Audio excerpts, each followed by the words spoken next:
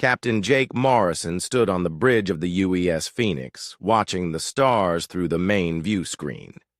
His hands were steady, but his heart was beating fast. Today was the day humanity would meet its first alien species as equals. No more hiding. No more watching from the shadows. Today, they would sit at the same table. The Phoenix was humanity's newest ship, built specially for this mission. Every system was perfect. Every crew member was the best Earth could offer. Morrison had spent 2 years preparing for this moment. He knew the ship better than his own apartment back on Earth. "Captain, we're getting close to the meeting point," said Lieutenant Amy Carter from her station. She was the security officer for this mission, a former Marine who had served in 3 different wars on Earth. Her short blonde hair was pulled back in a tight ponytail, and her green eyes missed. "Nothing." Morrison nodded. "How far out are we, Amy?" 20 minutes until we reach the space station," she replied. "All systems are running smooth. No problems detected." Dr. Ben Hughes looked up from his science station.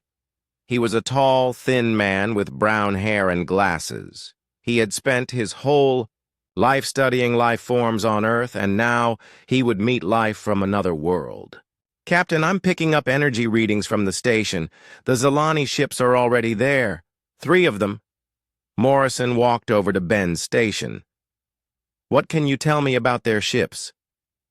"They're big," Ben said, pointing at his screen. "Much bigger than ours. Their technology looks very advanced. I'm reading power levels that are way beyond what we can produce." Amy turned in her chair.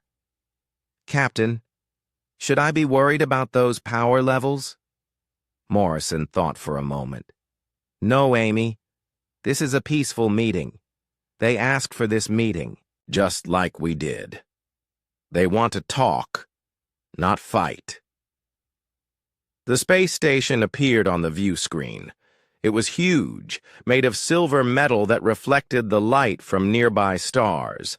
It looked like a giant wheel spinning slowly in space. Human engineers had built it specifically for this meeting, working with designs the Zilani had approved. "It's beautiful," Ben whispered. "It's neutral ground," Morrison said. "Neither human nor alien territory. The perfect place for our first real conversation." Amy checked her weapon systems one more time. Everything was powered down and safe, just as the agreement required. No weapons would be active during the meeting. Both sides had agreed to this rule. "Captain, we're being contacted by the station," said the communications officer, a young woman named Lisa Park. "Put them on screen, Lisa." The view screen changed to show the inside of the space station. A human diplomat appeared, wearing a formal blue uniform. "Captain Morrison, welcome to Station Unity. The Zilani delegation is ready to meet you. They arrived an hour ago and are waiting in Conference Room 1. "Thank you, Director Walsh. We'll dock in 15 minutes. Morrison turned to his crew. "This is it, people. Remember, we're representing all of humanity today. Every word we say, every move we make will be remembered for hundreds of years. Stay calm, stay professional, and follow my lead." The Phoenix docked with the station smoothly. Morrison, Amy, and Ben made their way through the station corridors. The walls were white and clean, with earth plants growing in special containers. It was meant to feel welcoming to both humans and aliens. They reached Conference Room 1 and stopped at the door. Morrison took a deep breath. "Ready?" Amy nodded. "Ready, sir." Ben adjusted his glasses. "I've been ready for this my whole life." The door opened and they stepped inside. The room was large, with a round table in the center. On one side sat 3 beings unlike anything Morrison had ever seen. They were tall and thin, with pale blue skin that seemed to glow slightly. Their heads were larger than human heads, and Their eyes were completely black. They wore flowing robes that changed color as they moved. The lead alien stood up. When it spoke, the words came from a small device on the table that translated its language into English. "I am Ambassador Thys of the Zalani Consortium. We welcome the humans to this historic meeting." Morrison stepped forward. "I am Captain Jake Morrison of the United Earthship Phoenix. We are honored to meet you, Ambassador Thys." The three humans sat down across from the three aliens. Morrison noticed that Amy kept her hands on the table where everyone could see them, a sign of peace. Ben had his tablet ready to take notes about everything he observed. "Your species is young, Ambassador," Thys said. The translator made its voice sound neutral, without emotion. "You have only been traveling between stars for a few decades. Most species in our consortium have been doing this for thousands of years." "That's true," Morrison replied. "We're new to space travel, but we're eager to learn and to contribute to the galactic community." Another Zalani, smaller than Thys, leaned forward. "We have been watching your species for some time. We have seen your wars, your violence, your conflicts. This concerns us." Amy's jaw tightened slightly, but she said nothing. Ben wrote notes on his tablet, recording every word. Morrison kept his voice calm. "Humanity has had conflicts, yes, but we've also learned from them. We've grown. We're not the same species we were 100 years ago."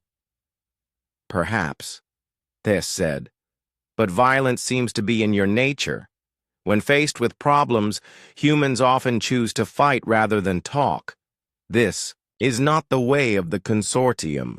"What is the way of the consortium?" Ben asked. The third Zalani spoke for the first time. "Patience, careful thought, measured responses. We do not act in anger or haste. We consider all options before making decisions." Morrison nodded. "These are good principles. Humanity values these things too. Do you?" Thys asked. "Your history suggests otherwise. Even now your security officer carries weapons." Amy spoke for the first time. "I carry weapons to protect my captain and my crew. But they are not drawn, and they will not be used unless we are threatened." "And there is the human response," Thys said. "Always thinking about weapons, about threats, about violence. This is why we must be careful about allowing your species into the consortium." The room fell silent. Morrison realized this meeting was not going the way he had hoped. The Zalani were not just cautious about humanity. They were suspicious, maybe, even afraid. "Ambassador," Morrison said carefully, "what would it take for humanity to prove we belong in the galactic community?" Thys was quiet for a long moment. The translator hummed softly. Finally, the alien spoke. "You must show us that humans can choose restraint over violence, that you can think before you act, that you can be trusted with the responsibility of galactic citizenship." Morrison looked at Amy, then at Ben. Both of them were waiting for his response. The future of humanity's place in the galaxy might depend on what he said next. "How do we prove this to you?" he asked. Thys stood up. "We will design a test, a situation where humans must choose between their violent instincts and the path of wisdom. If you pass this test, we will consider your application for membership in the consortium." The meeting was over. As the humans left the conference room, Morrison wondered what kind of test the Zalani had in mind. He had a feeling it would be more difficult than any of them imagined. 3 days passed before the Zalani contacted the Phoenix again. Morrison spent the time reviewing everything humanity knew about alien culture, which was not much. Amy ran security drills with her team, making sure they were ready for anything. Ben studied the readings from the Zalani ships, trying to understand their technology. "Captain," Lisa said from her communication station, "Ambassador Theiss is calling. They want to meet again." Morrison straightened his uniform. "Tell them we'll be there in 30 minutes. This time, the meeting was in a different room on the station. It was smaller, with screens on the walls showing images of different planets. Morrison recognized some as worlds in human space, but others were completely alien. This was waiting with the same two Zalani from before. Their robes were a deeper blue today, almost purple. Morrison wondered if the color change meant something special. "Captain Morrison," Theiss said through the translator, "we have spent time discussing your species with the consortium leadership. We have concerns." Morrison sat down with Amy and Ben beside him. "What kind of concerns, Ambassador?" The smaller Zalani activated one of the wall screens. It showed images from Earth's history, battles, wars, explosions. "Your species has a pattern of solving problems with violence. In the past century alone, you have fought 2 global wars that killed millions. Those wars ended decades ago," Morrison said. "Humanity learned from those mistakes. We've had peace on Earth for over 50 years. Have you?" the third Zalani asked. "Our records show conflicts in space, pirates attacking cargo ships, military actions against rebel groups. Violence continues to follow humans wherever they go." Amy leaned forward. "Those are law enforcement actions. Every species has criminals. Every civilization needs some way to stop them." "Perhaps," Theiss said. "But the consortium has found other ways. We use negotiation, economic pressure, social isolation. Violence is always the last option, used only when all other methods fail." Ben adjusted his glasses. "That's very admirable, Ambassador, but sometimes immediate action is needed to save lives. If someone is being attacked right now, talking might take too long." The Zalani were quiet for a moment. Their black eyes seemed to be studying the humans carefully. "This is exactly what concerns us," Theiss finally said. "Humans always think in terms of immediate action, quick responses, fast solutions. You do not take time to consider all possibilities." Morrison felt his patience beginning to wear thin, but he kept his voice calm.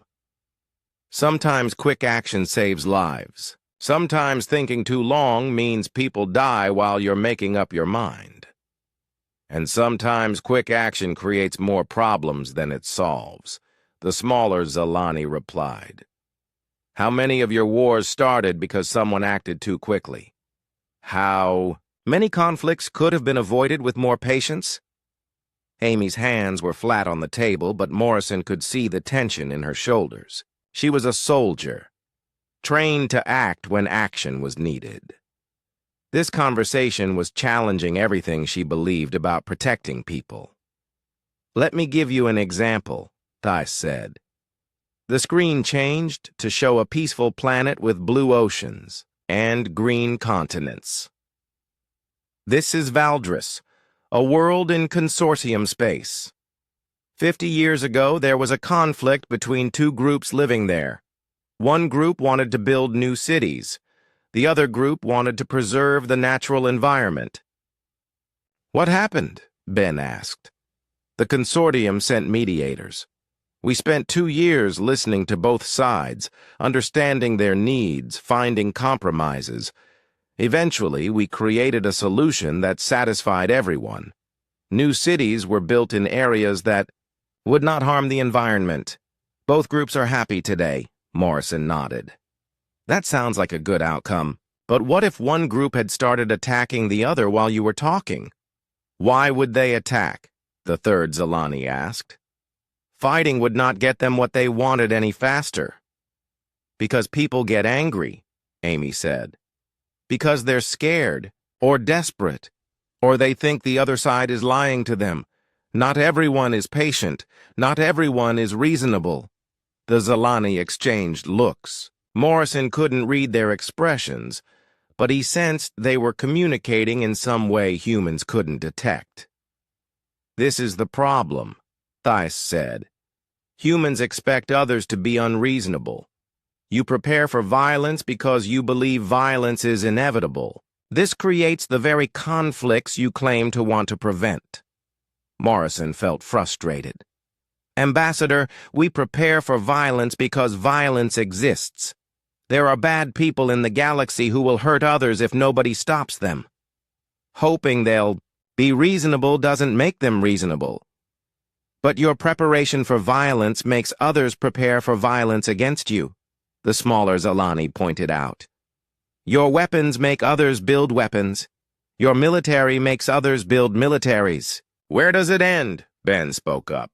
"It ends when the people who want to hurt others realize they can't win. When the cost of attacking becomes higher than the benefit of peace." The Zalani were silent again. Finally, Thys stood up. "We have made a decision," the ambassador said.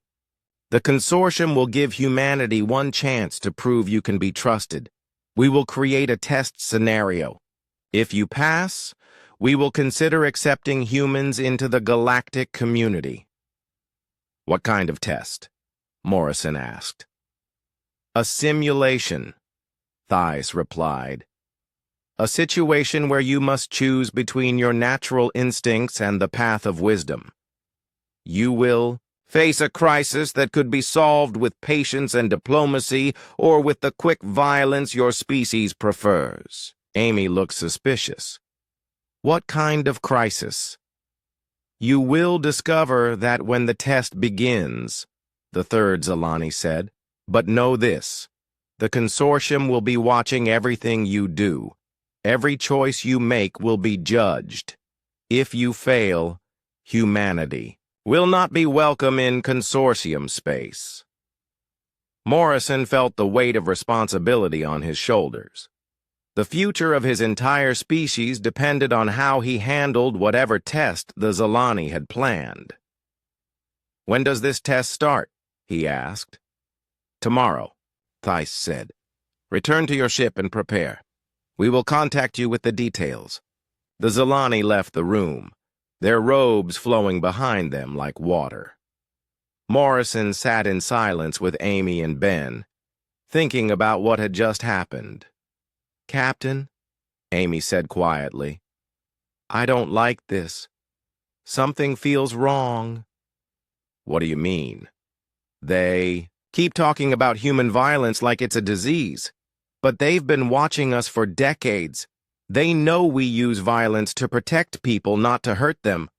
Why are they acting like they don't understand the difference?" Ben nodded. "Amy's right. They're intelligent beings. They must understand that stopping a criminal is different from being a criminal, but they're treating both the same way." Morrison stood up. "Maybe they do understand, and they're testing something else. Maybe they want to see how we react when we're criticized." "Or maybe," Amy said, "they're looking for an excuse to keep us out of their consortium. Maybe they've already decided they don't want us, and this test is just a way to make it official." Morrison looked at the screen showing the peaceful planet of Valdris. It looked like a nice place to live, calm and quiet. But he wondered what happened to people there who weren't calm and quiet. What happened to the ones who couldn't wait too? Years for a solution to their problems? "Whatever this test is," he said, "we'll handle it the right way. We'll show them that humans can be trusted." As they walked back to the Phoenix, Morrison hoped he was right, but Amy's words stayed with him. Something did feel wrong about this whole situation. The Zalani were hiding something, and he had a feeling they were all about to find out what it was. The next day would bring answers. Morrison just hoped those answers wouldn't destroy humanity's chances of joining the larger galactic community. The test was coming, and everything depended on how they handled it. Morrison woke up early the next morning, unable to sleep. The test day had arrived, and he felt the weight of humanity's future pressing down on him.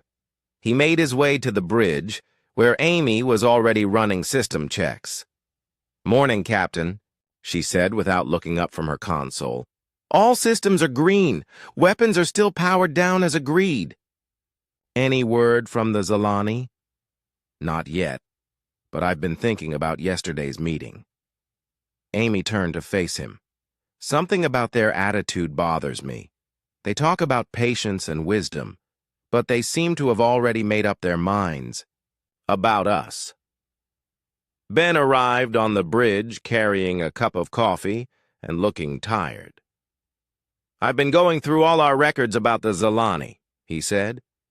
"Did you know they've never actually fought a war? In over 3,000 years of recorded history, they've never had a major conflict." Morrison raised his eyebrows. "Never?" "Never. They've had disagreements, disputes, even some economic conflicts, but no actual fighting, no battles, no military actions at all." Amy frowned. "How is that possible? In 3,000 years, they never met anyone who couldn't be reasoned with."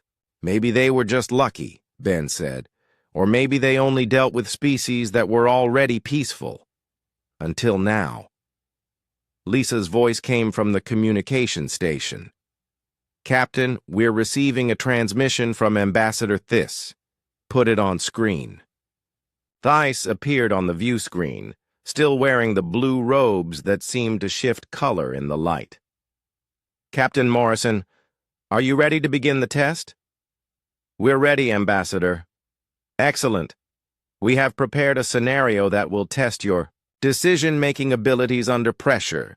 You will be placed in command of a crisis situation involving human civilians who are in danger." Morrison felt his stomach tighten. "What kind of danger?" "You will discover this as the scenario unfolds. Remember, Captain, the consortium will be watching every choice you make. We want to see how humans respond when faced with a threatening situation." Amy leaned forward. "Will real people be involved in this test?" "The scenario is based on real situations that occur throughout the galaxy," Thys replied. "However, the specific events will be simulated for your safety and ours." Ben looked confused. "Simulated how?" "Your ship's computer systems will be connected to our simulation network. You will see and hear everything as if it were really happening. Your responses will be recorded and analyzed." Morrison nodded. "We understand. When do we start?" "Immediately," Thys said. "Prepare your bridge for full scenario immersion." The view screen went dark. Then, slowly, it began to show a different view. Instead of the space station, Morrison saw a planet with brown and green continents. Words appeared at the bottom of the screen. "New Dakota, Human Colony World, population 50,000. Simulation beginning," a computer voice announced. "You are Captain Jake Morrison of the UES Phoenix.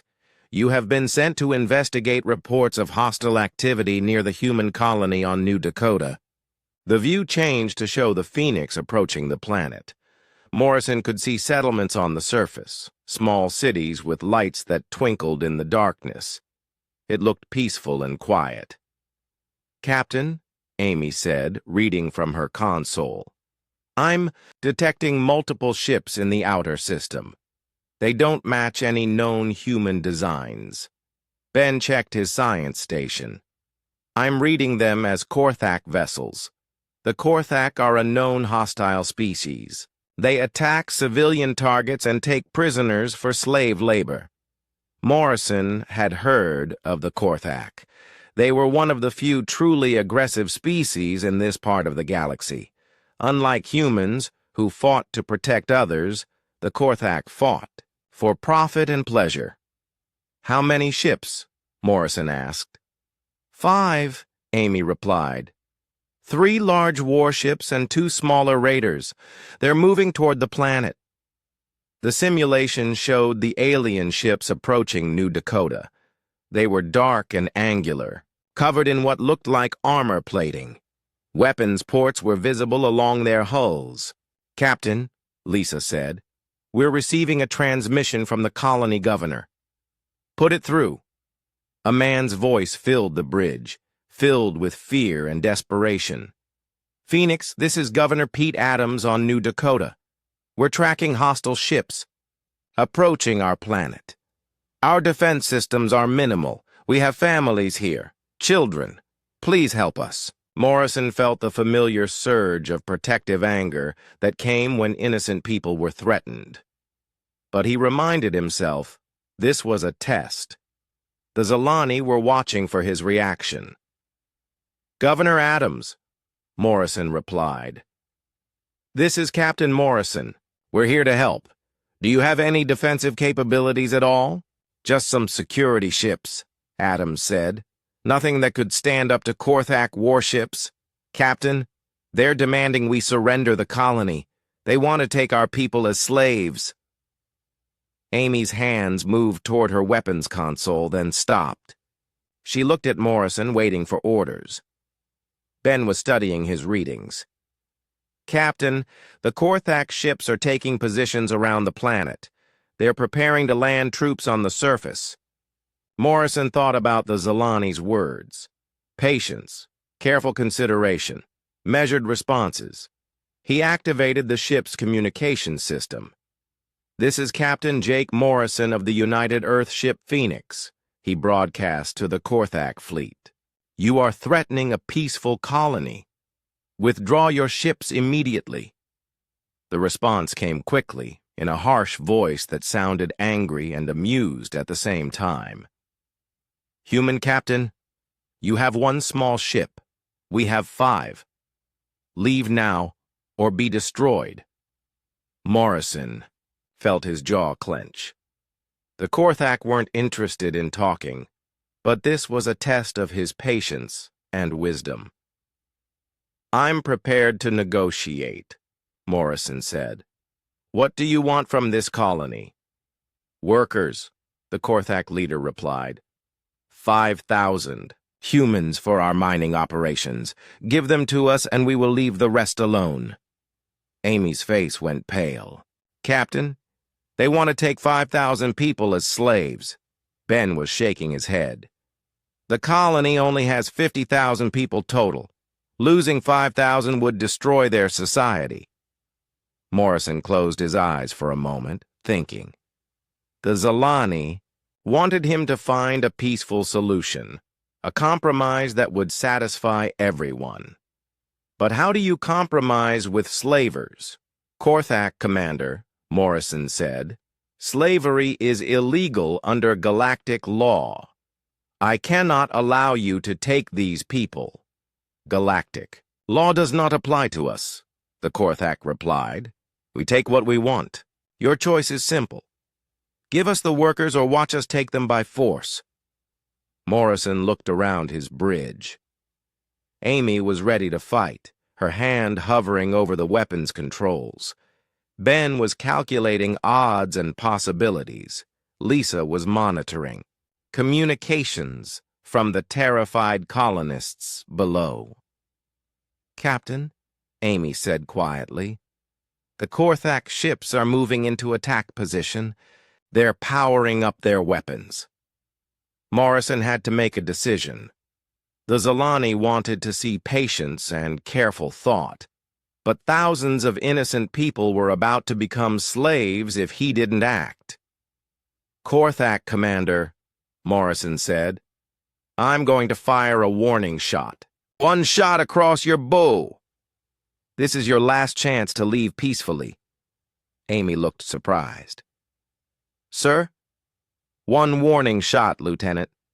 Show them we're serious, but don't start a fight." Amy's fingers moved across her console. "Warning shot ready, Captain." Morrison took a deep breath. This was what the Zilani wanted to see, a measured response, a show of force without actually using force. Maybe it would work. Fire, he ordered. A single beam of energy shot from the Phoenix, passing harmlessly in front of the lead Korthak ship.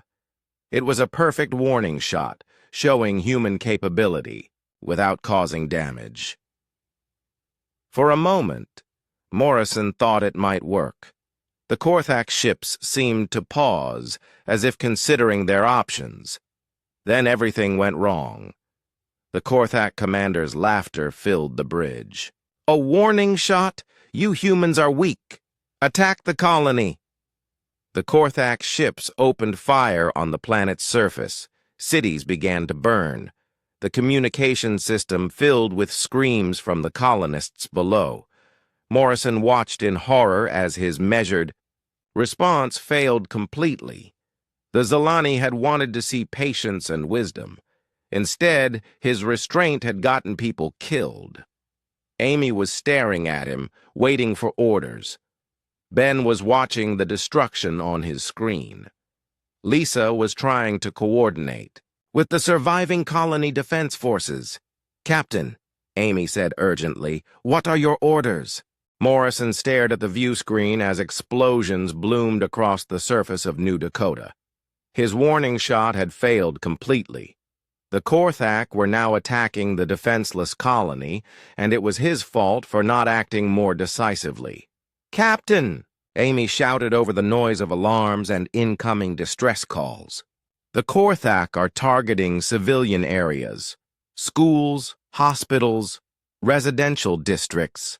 They're not trying to capture the colony anymore. They're just destroying it." Ben's voice was tight with shock. "The death toll is climbing fast. The colony's defense systems were never meant to handle this kind of attack." Morrison felt sick to his stomach. He had tried to follow the Zilani way, showing restraint and offering peaceful solutions. But the Korthak had interpreted his warning shot as weakness, not wisdom. "Sir," Lisa called from communications, "Governor Adams is trying to reach us. Put him through." Adams's voice came through the speakers, broken by static and explosions in the background. "Captain Morrison, they're hitting everything. My daughter's school just took a direct hit. Please, you have to stop them." Morrison's hands gripped the arms of his captain's chair. Every instinct told him to unleash the Phoenix's full firepower on the Korthak fleet. But this was a test. The Zilani were watching, judging every decision he made. "Amy, target the Korthak ships," Morrison ordered. "But only disable them. Damage their engines and weapons, but don't destroy them." Amy's fingers flew over her controls. "Targeting the lead ship's engine systems. Firing now." Blue energy beams lanced out from the Phoenix, striking the largest Korthak warship. But the alien ship's shields absorbed most of the damage. The vessel continued its attack on the planet. "Their shields are too strong," Amy reported. "These limited shots aren't doing enough damage." Ben looked up from his station.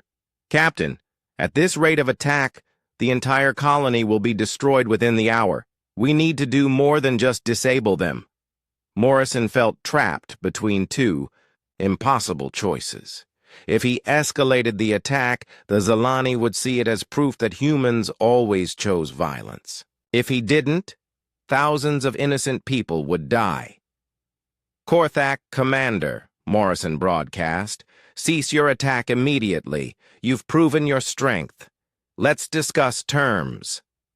The Korthak leader's response was filled with cruel amusement.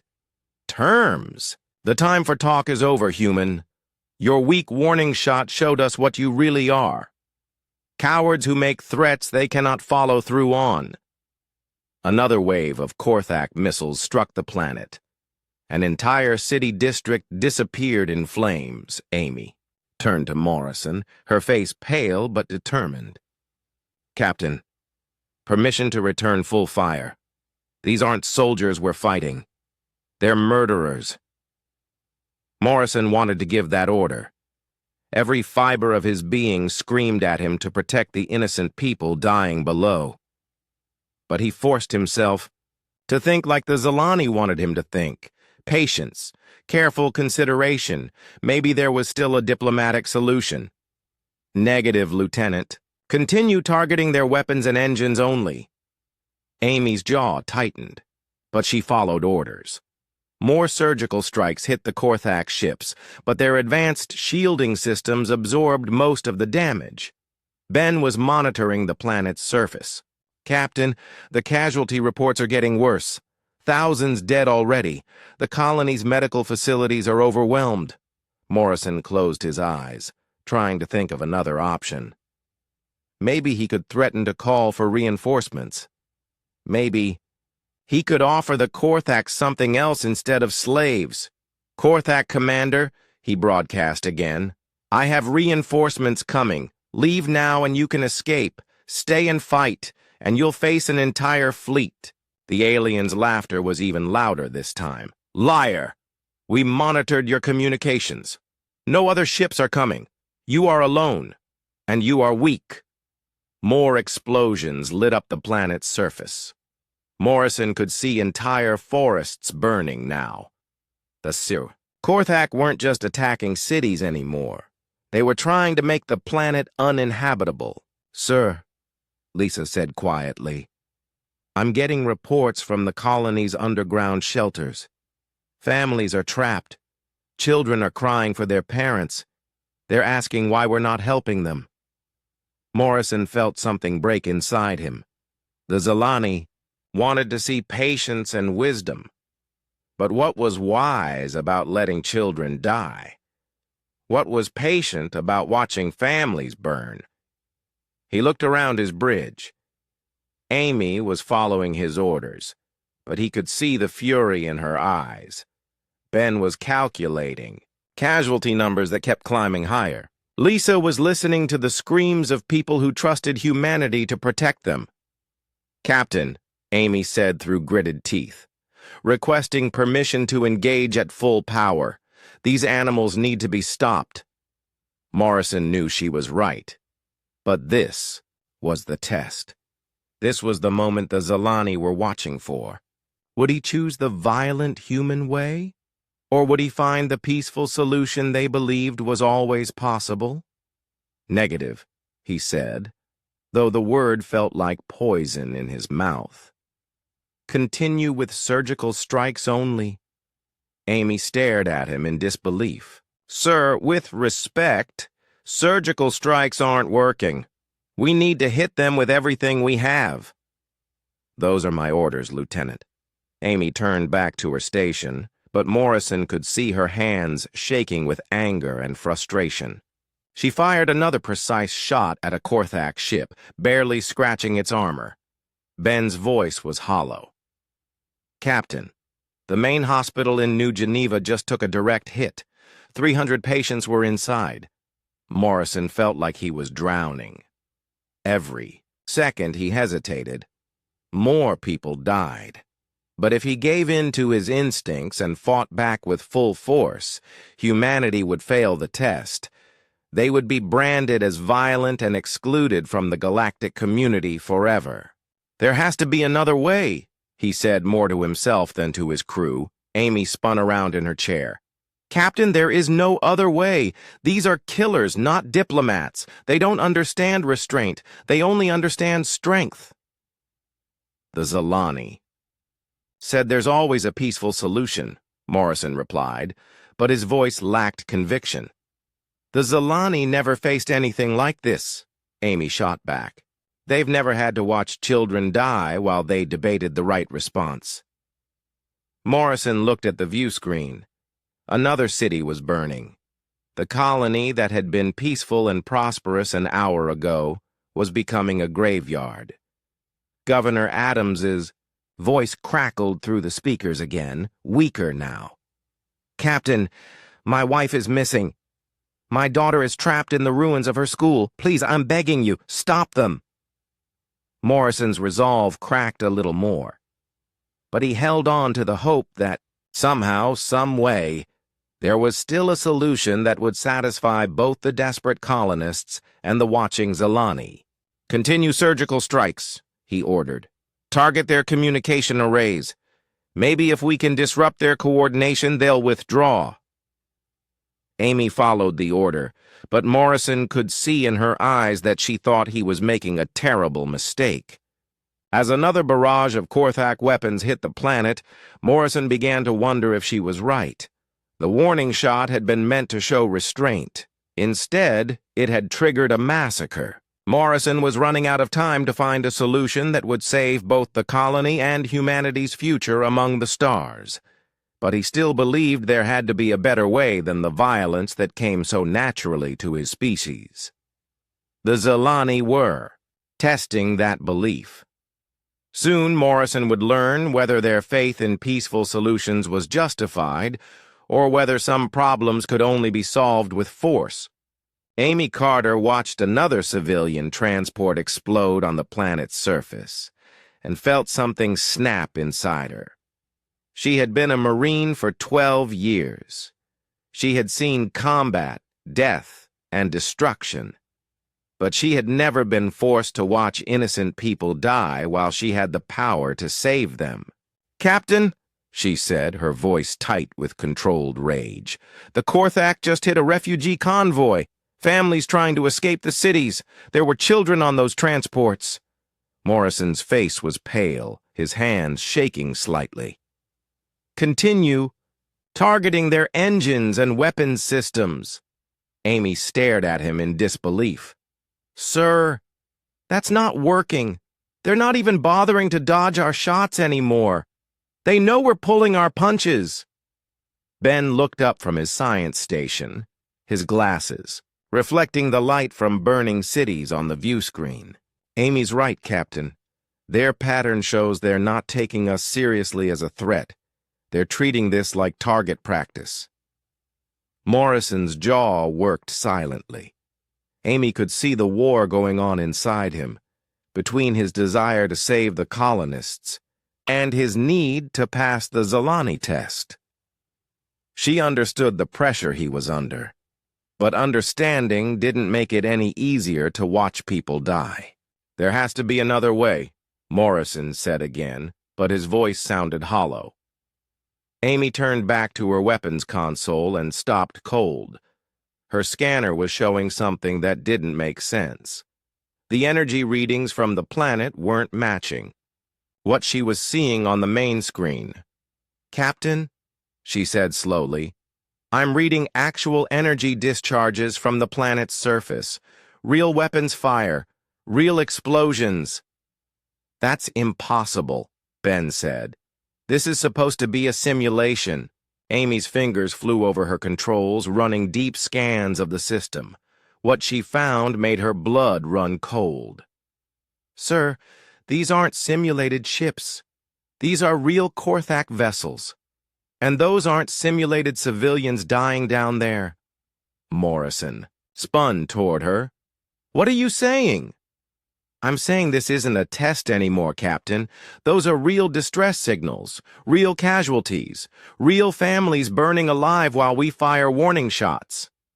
The bridge fell silent except for the crackling of communications from the dying colony. Amy's revelation hung in the air like a bomb waiting to explode. "That's impossible," Morrison said. "The Zilani said this was a simulation." Amy's scanner beeped with new contacts. "Captain, I'm detecting 3 more ships entering the system. They're broadcasting Korthak identification codes. This is a real attack, and we've been letting it happen." Ben's voice was barely a whisper. "The Zilani lied to us." Amy felt a cold fury building in her chest. The aliens had tricked them into thinking this was a test while real people died. They had used humanity's desire to prove themselves as a weapon against innocent civilians. "Captain," she said, her voice deadly calm, "requesting permission to engage the enemy with full force." Morrison sat frozen in his command chair, staring at the burning planet. Amy could see him struggling to process what they had learned. The test had been real all along, and his restraint had cost thousands of lives. "Sir, Amy said more urgently. I need permission to open fire. Every second we wait, more people die. Morrison's voice was barely audible. I don't understand. Why would the Zilani do this? Amy didn't have time for his confusion. Another transport full of refugees had just been destroyed, and the Korthak were moving to attack the planet's main power station. If that went down, the underground shelters would lose life support. She made a decision that would change everything. I'm taking weapons control, Amy announced to the bridge. Morrison looked up at her in shock. Lieutenant, that's not your call to make. With respect, sir, it is when you're not making it. Amy's hands moved across her console with practiced precision. Those people down there are counting on us to protect them. I won't let them down. Amy's first shot wasn't a warning. It was a full-power torpedo that punched straight through the lead Korthak ship's shields and tore its engine section apart. The alien vessel spun out of control, venting atmosphere and debris. Lieutenant! Morrison shouted, but Amy was already targeting the second ship. Her next shot took out the Korthak ship's main weapons array. Then another torpedo disabled its engines. Within 30 seconds, she had turned a predator into helpless prey. The third Korthak ship tried to run, but Amy was faster. Her targeting computer locked onto its reactor core, and a precisely aimed energy beam caused a cascade failure that left the ship dead in space. Amy, what are you doing? Ben asked in amazement. My job, Amy replied, targeting the two remaining ships. Protecting innocent people from murderers. The Korthak commander's voice came over the communication system, no longer amused. Human ship, cease fire immediately or we will destroy the entire colony. Amy's response was another torpedo that crippled his ship's shield generators. Try it, she said coldly. The fourth Korthak ship managed to get one shot off at the planet before Amy's return fire turned it into scrap metal. The fifth ship surrendered immediately, its crew abandoning ship in escape pods. In less than 3 minutes, Amy had destroyed or disabled an entire Korthak raiding fleet. The attack on New Dakota was over. The bridge was completely silent. Morrison stared at Amy as if seeing her for the first time. Ben's mouth was hanging open. Lisa was monitoring the flood of grateful messages from the colony. Amy finally turned, away from her weapons console, and looked at Morrison. Captain, I return command of this vessel to you. Morrison's voice was hoarse. Amy, you just committed mutiny. Yes, sir, I did. Amy stood at attention, her hands behind her back. And I'd do it again. Those people didn't deserve to die because we were too worried about impressing aliens who lied to us. Governor Adams's voice came through the speakers, choked with emotion. Phoenix, this is New Dakota Control. The attack has stopped. You saved us. All of us. How can we ever thank you? Morrison looked at the view screen, where rescue ships were already heading to the damaged areas of the colony. The fires were being put out. Medical teams were treating the wounded. Children who had been hiding in terror were being reunited with their families. Amy, Morrison said quietly, do you realize what you've done? The Zilani will never accept humanity into their consortium now. You've proven everything they said about us.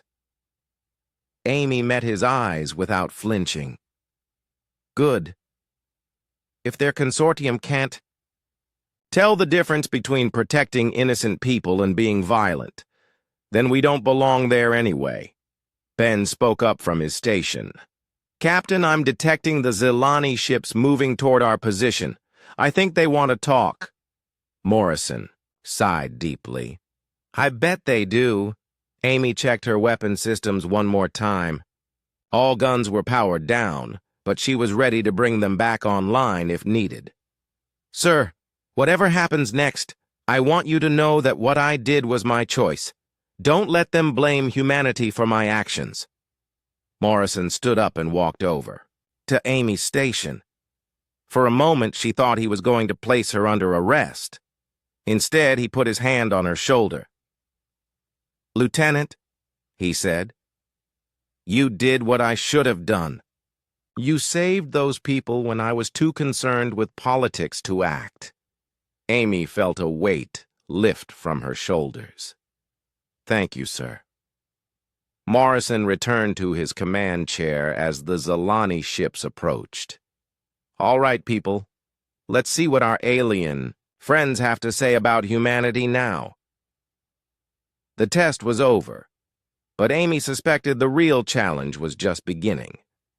The Zalani had wanted to see how humans responded under pressure. They had gotten their answer, but it probably wasn't the one they had expected. Amy had shown them that when forced to choose between diplomatic approval and protecting innocent lives, humans would choose to protect people every time. She hoped that when the Zalani thought about it, they would realize that was exactly the kind of species the galaxy needed. The Zalani ships approached the Phoenix slowly, their blue hulls gleaming in the light from New Dakota's sun. Morrison watched them on the view screen, wondering what Ambassador Thiss would say about Amy's actions. The test had ended in a way nobody had expected. "Captain," Lisa reported from communications, "Ambassador Thiss is requesting permission to come aboard. She wants to meet in person." Morrison looked at Amy, who was standing calmly at her weapons station. After taking control of the ship and destroying an entire enemy fleet, she had simply returned to her duties as if nothing unusual had happened. "Grant permission," Morrison said. "Tell the ambassador to dock in Bay 2. Ben was still monitoring the situation on New Dakota. "Captain, the casualty reports are coming in. Thanks to Amy's actions, the death toll stopped at about 3,000. If the attack had continued, it would have been closer to 50,000. Amy's face tightened. 3,000 people were still 3,000 too many, but Morrison could see in her eyes that she wasn't sorry for what she had done. She had made the right choice, even if it meant defying orders. "Amy," Morrison said, "before the ambassador gets here, I need to ask you something. When you realized this wasn't a simulation, why didn't you come to me first? Why did you just take control?" Amy turned away from her console to face him. "Because I could see you were paralyzed, sir. You were so focused on passing their test that you couldn't act to save lives. Someone had to make the hard choice. But you committed mutiny. You could be court-martialed for that." Amy nodded. "I know, sir. But those families on New Dakota are alive because I acted. That's worth any punishment." Ben looked up from his station. "Captain, there's something else we need to discuss. If the Zalani set up this whole situation, they're responsible for those 3,000 deaths. They used real people as test subjects." Morrison felt a cold anger building in his chest. Ben was right. The Zalani had orchestrated a real attack on real civilians to test human responses. They had gambled with innocent lives to make a point about human nature. "Sir," Lisa announced, "Ambassador Thiss is aboard. She's on her way to Conference Room 1. Morrison stood up. "Amy, you're with me. Ben, you too. I want witnesses to whatever the ambassador has to say." They made their way through the ship's corridors to the conference room. Morrison's crew members they passed looked at Amy with a mixture of respect and amazement. Word had spread quickly about what she had done. Ambassador Thiss was waiting in the conference room, but she wasn't alone. 2 other Zalani stood behind her, their black eyes unreadable. Their robes were a darker blue than before, almost black. "Captain Morrison," Thiss said through her translator, "we need to discuss what happened during the test." Morrison sat down, across from her, with Amy and Ben on either side. Yes, we do. Starting with why you lied to us about it being a simulation. The ambassador's robes shifted color slightly. We did not lie. We told you it was a test scenario based on real situations. You let us think it was fake, Amy said, her voice hard. You let us think those were holographic people dying while we fired warning shots. One of the other Zalani spoke for the first time. The test required authentic responses. If you had known the situation was real, you would have acted differently. Ben leaned forward. So you're admitting you used innocent civilians as test subjects? You got 3,000 people killed to see how we would react? This was quiet for a long moment. When she spoke, her words came slowly. The Korthak attack was already planned. We simply observed how humanity would respond to it. Morrison felt his anger rising. You knew the attack was coming and you didn't warn the colony? Warning them would have compromised the test, the third Zalani said. We needed to see how humans behaved in a genuine crisis situation. Amy stood up abruptly, her chair scraping against the floor. You let children die for your test. You let families burn so you could judge us. We let you reveal your true nature, Thais replied. And you did exactly what we expected. When faced with a difficult situation, humans chose violence over patience. Morrison looked at the three aliens, trying to understand their logic. Ambassador, those weren't soldiers attacking the colony. They were murderers and slavers. There was no negotiating with them. There is always room for negotiation, Thys said. The consortium has mediated thousands of conflicts without resorting to warfare. Amy laughed bitterly. Mediated? While people died waiting for you to find a compromise? How many innocent civilians have been killed while you debated the perfect, peaceful solution? The Zalani exchanged glances. Morrison could sense some kind of silent communication passing between them. Lieutenant Carter, Thys said finally, you destroyed 5 ships and killed hundreds of Korthak warriors in less than 3 minutes. This is exactly the kind of violent response we feared from humanity. Amy's green eyes blazed. Good. Maybe now other slavers will think twice before attacking human colonies. But you solved nothing, the second Zalani pointed out. More Korthak will come. Your violence will only breed more violence. Ben adjusted his glasses. Maybe. But the families on New Dakota are alive today because Amy acted. That has to count for something. Morrison watched the exchange with growing understanding. The Zalani weren't just testing human responses to crisis situations. They were testing something deeper. Ambassador, Morrison said slowly, you've never faced a truly hostile species, have you? In 3,000 years, you've never met anyone who couldn't be reasoned with. Thais hesitated before answering. The consortium has always found peaceful solutions. Because you've been lucky, Amy said. Because you've never had to deal with species like the Korthak, who see mercy as weakness and compassion as an opportunity to exploit. Morrison leaned back in his chair, pieces of the puzzle clicking into place. You're afraid of us, not because we're violent, but because we're willing to use violence to protect others. You're afraid that if humanity joins your consortium, we'll change the rules. The 3 Zalani were silent for a long moment. Their robes had turned a deep purple color that Morrison hadn't seen before. The consortium has maintained peace for millennia, Thys said finally. Your methods threaten that stability. Amy sat back down, her anger replaced by something like pity. Your peace has been built on the backs of people like the colonists on New Dakota. You've maintained stability by letting victims suffer while you search for perfect solutions. We save lives through patience and wisdom, the third Zalani insisted. We save lives by stopping the people who would take them, Amy replied. And when those people can't be reasoned with, we stop them permanently. Morrison looked at Amy with new respect. She had done more than just destroy a fleet of enemy ships. She had shown the Zalani something they had never seen before. The difference between violence for its own sake and violence in service of protecting the innocent. Ambassador, Morrison said, my lieutenant made a choice.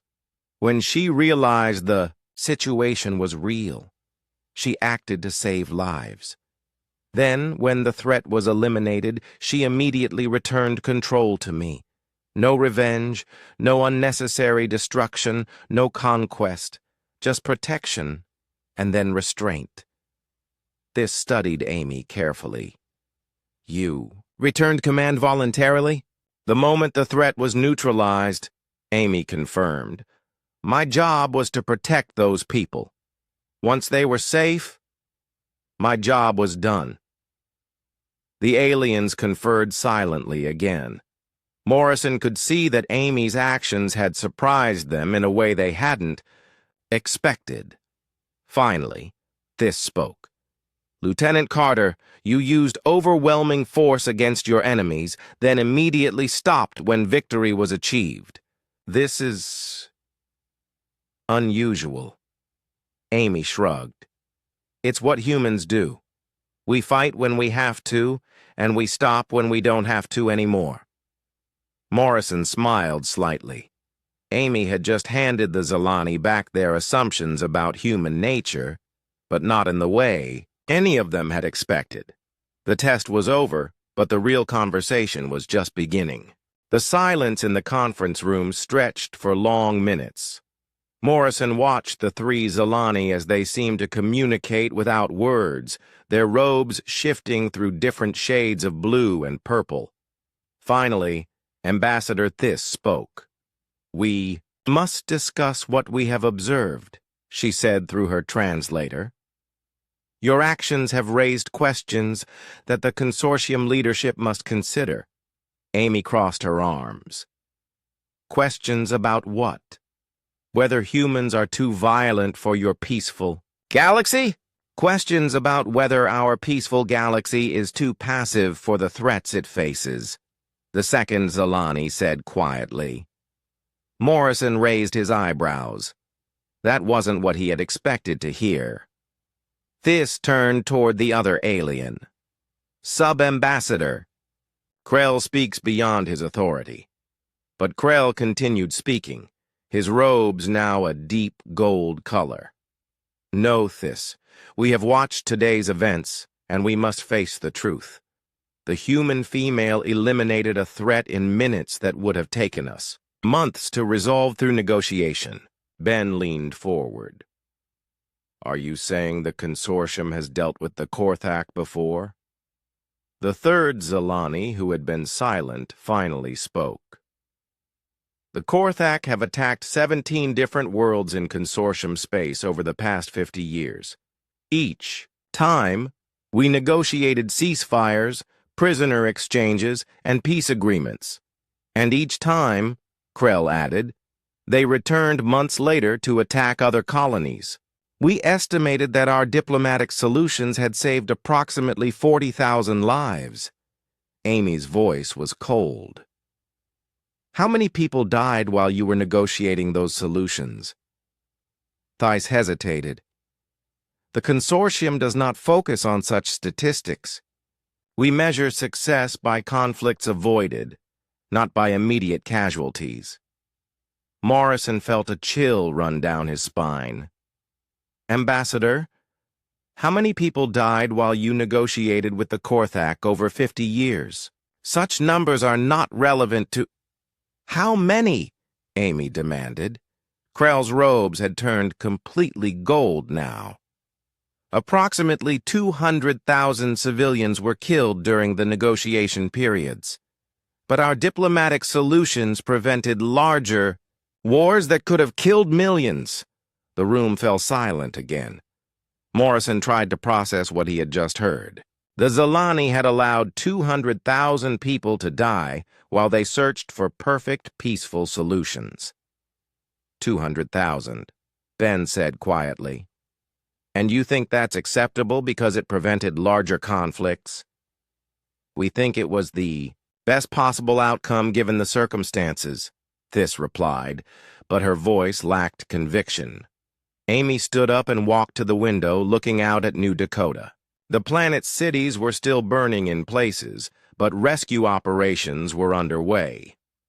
You let 200,000 innocent people die rather than fight a war to stop murderers. War creates more violence, the third Zilani said. It spreads conflict throughout the galaxy. Does it? Morrison asked. Amy destroyed the Korthak fleet today.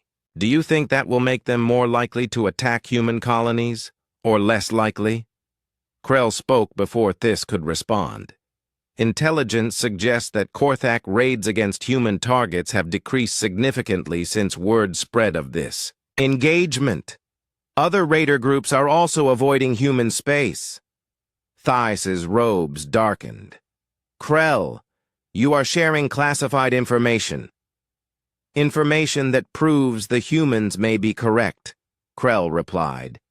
Their demonstration of controlled force has prevented attacks rather than encouraging them. Morrison began to understand something important. Ambassador? There's a faction within your government that disagrees with the consortium's approach, isn't there? Thys was quiet for a long moment. There are some who believe that our methods, while morally superior, may not always produce the best outcomes for innocent civilians. Amy turned away from the window. Let me guess. The faction that set up this test wasn't trying to prove humans are too violent. They were trying to prove that sometimes violence is necessary. Krell's robes were now a bright silver color. The progressive faction has observed that species capable of controlled aggression often protect smaller, peaceful species more effectively than diplomatic intervention. Ben adjusted his glasses. So this wasn't really a test of human character. It was a political battle within the consortium, with us as the evidence. The conservative faction believed that accepting humans would destabilize galactic peace, Thys admitted. They designed this test to demonstrate human violence and provide justification for exclusion. Morrison looked at Amy, then back at the aliens. But it backfired. Instead of showing human violence, it showed human restraint. How is destroying 5 ships restraint? The third Zilani asked. Amy answered before Morrison could. Because I could have destroyed the planet. The Phoenix has enough firepower to crack New Dakota in half. Instead, I used precisely the amount of force needed to stop the threat and no more. Krell's silver robes seemed to shimmer. This is what our military advisors have been trying to explain to the consortium leadership. True strength is not the ability to destroy, but the wisdom to know when not to destroy. Morrison felt pieces clicking into place. The progressive faction wanted to see if humans could be trusted with power. The conservative faction wanted to prove we couldn't, but neither side expected what actually happened. What did happen? Thys asked. Ben spoke up. Amy demonstrated that humans can switch from diplomat to warrior and back to diplomat in a matter of minutes. That's something the galaxy has never seen before. Morrison nodded. Most species are either naturally peaceful or naturally aggressive. Humans are both, depending on what the situation requires. Amy returned to her seat. We don't fight because we like violence. We fight because sometimes it's the only way to protect people who can't protect themselves.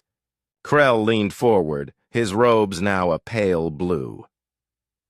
This is exactly what the progressive faction has been arguing. The galaxy needs protectors who can act decisively when diplomacy fails. Theiss looked uncomfortable. But violence, even in defense of others, carries risks. How do we know humans will not become aggressors themselves? Morrison smiled. Because of what happened after Amy destroyed the Korthak fleet. She didn't pursue the survivors. She didn't demand tribute from New Dakota. She didn't claim the planet as a human colony. She just went back to her station and waited for orders. The moment the threat ended, the violence ended, Ben added. That's the key difference between humans and species like the Korthak. Amy looked directly at Theiss. Ambassador, your people have spent 3,000 years avoiding war. That's admirable. But in that time, how many innocent civilians have died because there was nobody willing to fight for them? The question hung in the air like a challenge. Morrison could see that it was one the Zilani had never been forced to confront before. Krell spoke quietly. The progressive faction estimates that approximately 15 million civilians have been killed by aggressive species, while the consortium negotiated peaceful solutions. The number was staggering.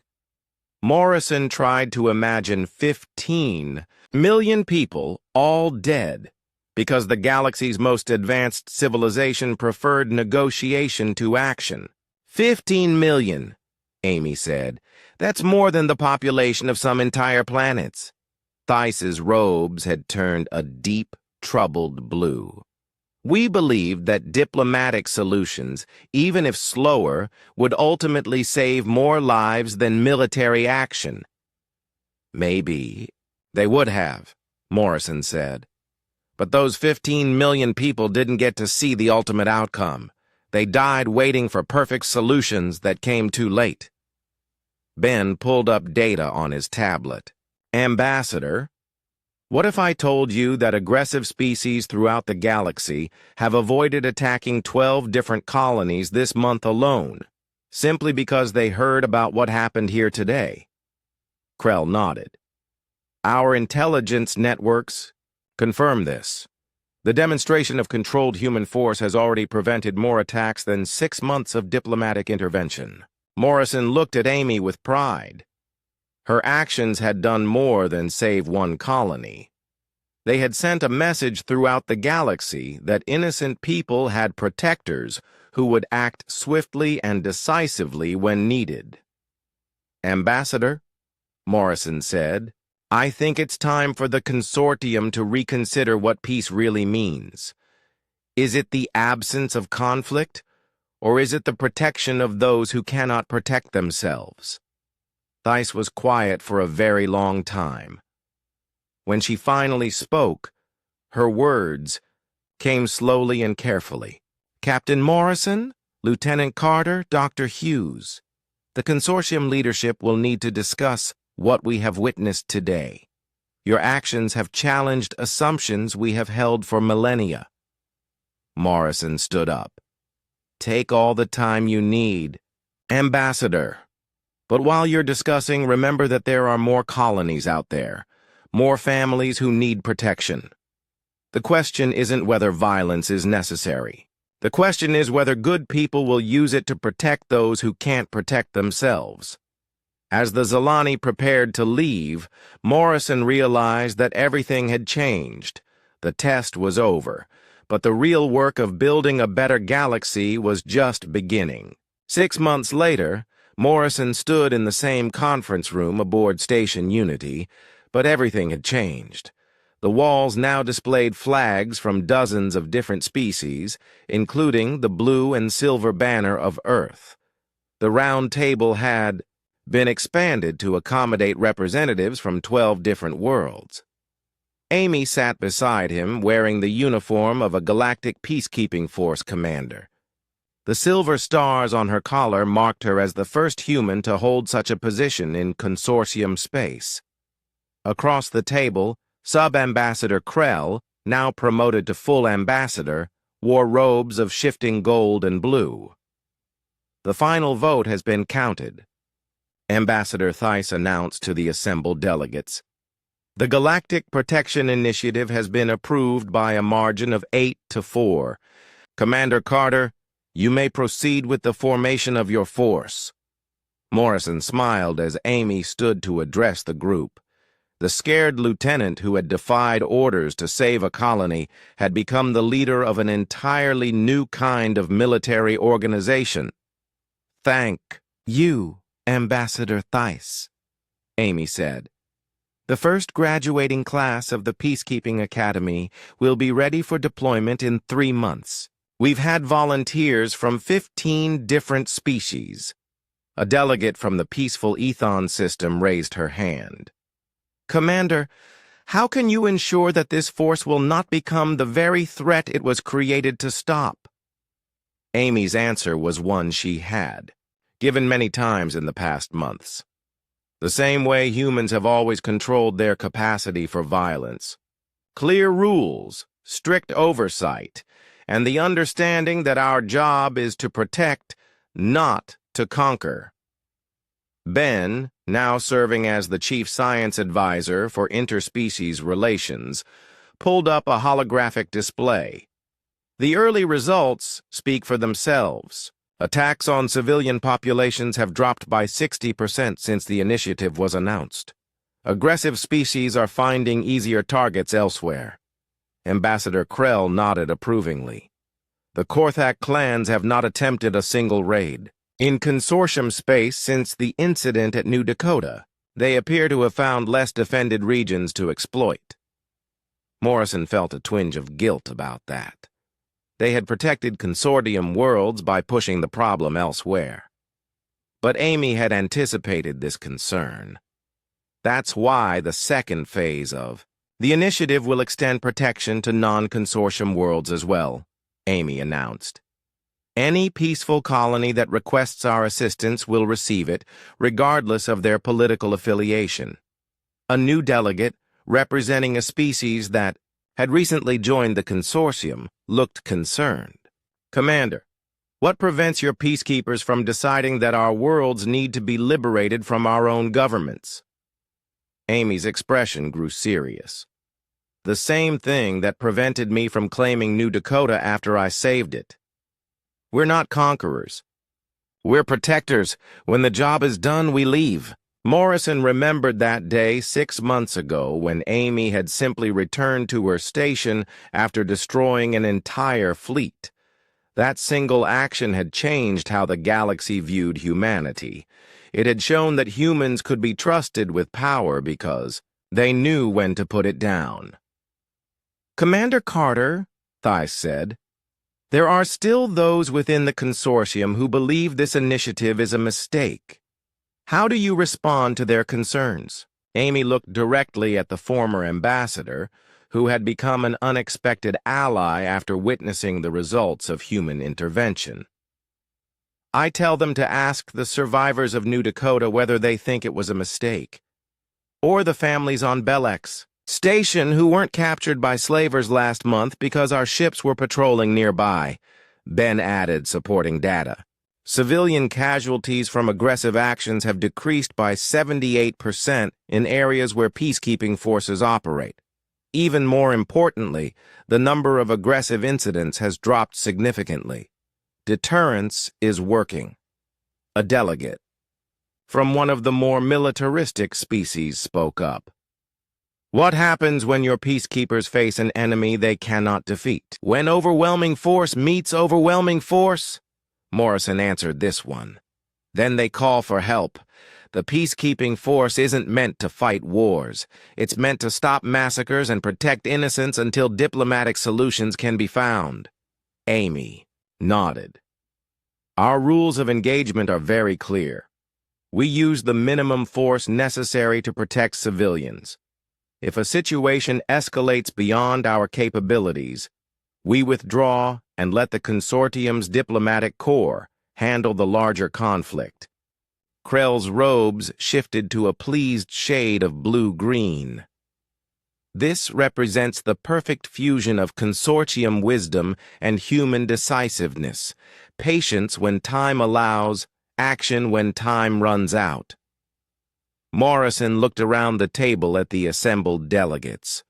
Some were still suspicious of humanity's role in galactic affairs, but most had come to accept that the old ways weren't working. The galaxy was changing, and it needed protectors who could adapt to new threats. "There is one more announcement," Thais said, consulting her notes. "Dr. Hughes, your proposal for the Institute of Protective Ethics has been approved." Ben smiled and adjusted his glasses. "Thank you. The Institute will study the proper use of force in defense of others. We'll train peacekeepers from all species in what we're calling controlled aggression, the ability to be absolutely decisive in the moment and absolutely restrained afterward." Amy added, "Every peacekeeping commander will be required to complete the Institute's program.